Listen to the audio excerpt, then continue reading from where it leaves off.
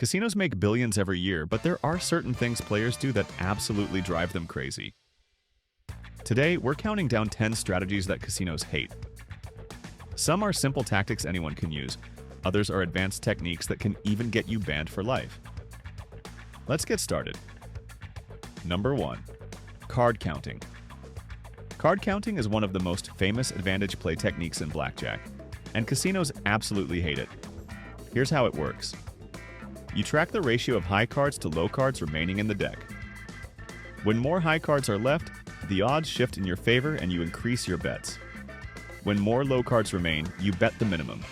The most common system is the high-low count. You assign +1 to low cards, -1 to high cards, and 0 to neutral cards.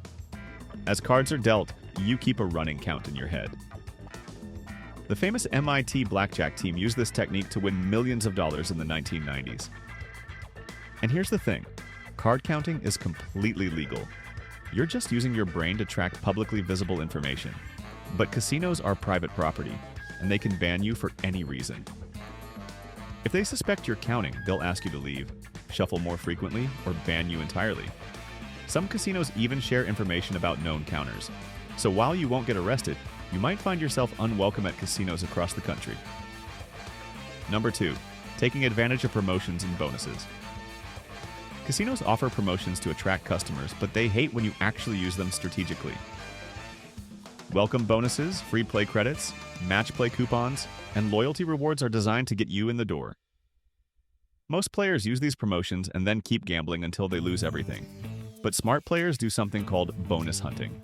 They sign up for promotions, play exactly the minimum required to clear the bonus, and then leave.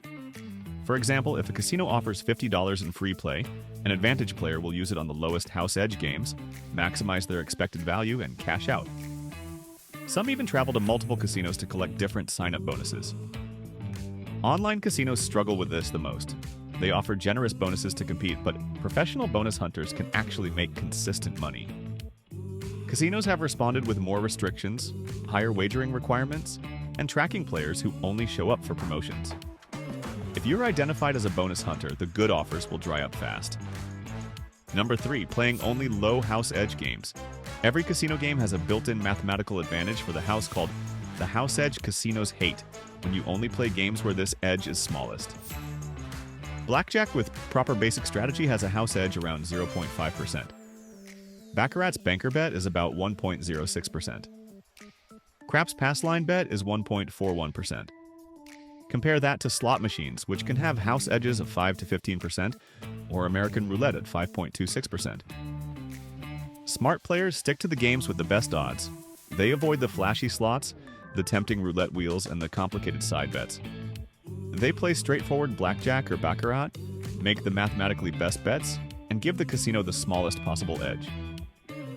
From the casino's perspective, these players are much less profitable. The casino still makes money in the long run, but it takes longer, and the margins are thin. That's why casinos push the high house edge games with bright lights, sounds, and excitement.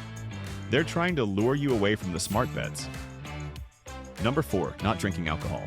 Free drinks are one of the most famous perks of casino gambling. But there's a calculated reason casinos offer them alcohol. Impairs judgment, increases risk-taking behavior, and makes people more impulsive. A drunk player makes bigger bets, plays longer, and makes more mistakes. They're more likely to chase losses, ignore basic strategy, and fall for bad bets. Sober players are the casino's nightmare. They think clearly, stick to their strategy, and recognize when it's time to leave. They calculate odds properly, avoid emotional decisions, and don't get swept up in the excitement. This is why cocktail waitresses constantly circulate offering free drinks they want you drinking. The more you drink, the more you're likely to lose. So one of the simplest advantage techniques is just saying no to alcohol. Stay sharp, keep your decision-making clear, and maintain discipline. Save the celebration drinks for after you've left the casino. Your bankroll will thank you. Casinos definitely notice sober, disciplined players, and they know these are the ones most likely to walk away winners. Number 5. Setting strict limits and actually leaving. The casino's business model depends on you staying as long as possible. The longer you play, the more the house edge grinds down your bankroll. Eventually, probability ensures the casino wins. Smart players fight back by setting strict limits. They decide in advance how much they're willing to lose or how much profit is enough. and they actually leave when they hit that number. Casinos hate this because it cuts off their advantage. A player who walks away after doubling their money is a player who denies the casino hours of grinding play discipline, is the enemy of the casino's business model. That's why casinos hate players who set strict limits and actually stick to them. Smart gamblers decide before they start. I'll spend $200 or 2 hours, whichever comes first. Even better, they set a win goal. If I'm up $100, I'm leaving. And most importantly, they follow through. They don't negotiate with themselves or make exceptions. When they hit their limit, they cash out and leave no matter what. Casinos design everything to prevent this discipline.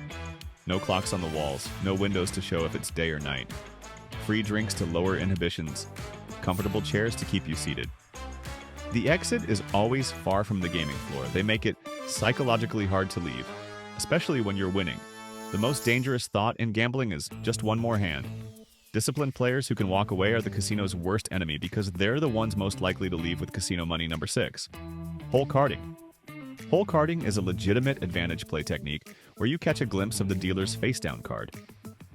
This happens because of sloppy dealing technique, not cheating on your part. Some dealers lift their card too high when checking for blackjack, others angle it poorly when dealing. If you position yourself at the right seat, usually first or third base, you might see the card's value. This information is incredibly valuable. In blackjack, knowing the dealer's hole card essentially eliminates the house edge. You know exactly when to hit, stand, double, or split. The key is that you're not doing anything illegal. You're simply observing information that's been inadvertently exposed. You're not using mirrors, cameras, or marking cards, you're just watching carefully. Casinos absolutely hate this. If they suspect you're hole carding, they'll take immediate action. They'll shuffle up, change dealers, ask you to move seats, or ban you from the property. Some casinos have even tried to prosecute hole carders, though courts have generally ruled it's legal advantage play. The casino's solution is better dealer training, but as long as humans deal cards, mistakes happen. Number 7. Using basic strategy perfectly. Basic strategy in blackjack is a mathematically proven set of decisions for every possible hand combination. It tells you exactly when to hit, stand, double down, split, or surrender, based on your cards and the dealer's up card. Following basic strategy perfectly reduces the house edge to around 0.5%, one of the lowest in the casino. Casinos hate when players use basic strategy because it eliminates the profit from player mistakes. Most gamblers play by intuition or superstition. They hit when they should stand when they should hit, and make emotionally driven decisions. These mistakes add several percentage points to the house edge. When you walk in with a basic strategy card and follow it religiously, you're playing almost even with the house. You're not counting cards or doing anything complex, you're just making the mathematically correct decision every single time. Some players even bring strategy charts to the table, which is completely legal. The casino can't stop you from using publicly available information, but they definitely notice.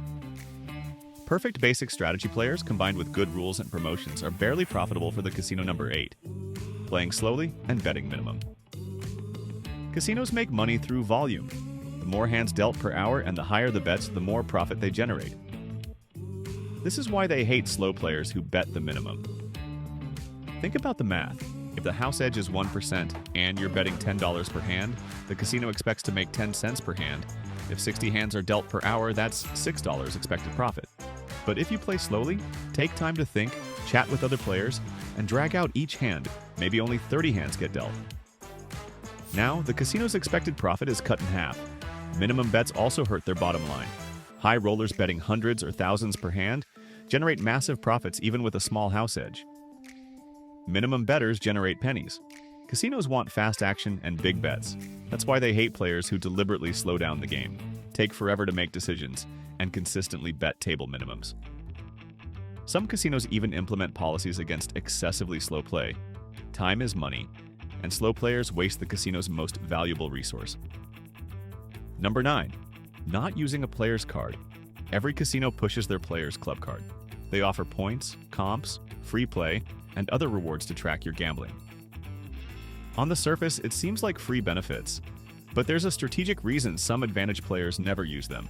Players' cards track everything: how much you bet, how long you play, what games you prefer, even how often you visit.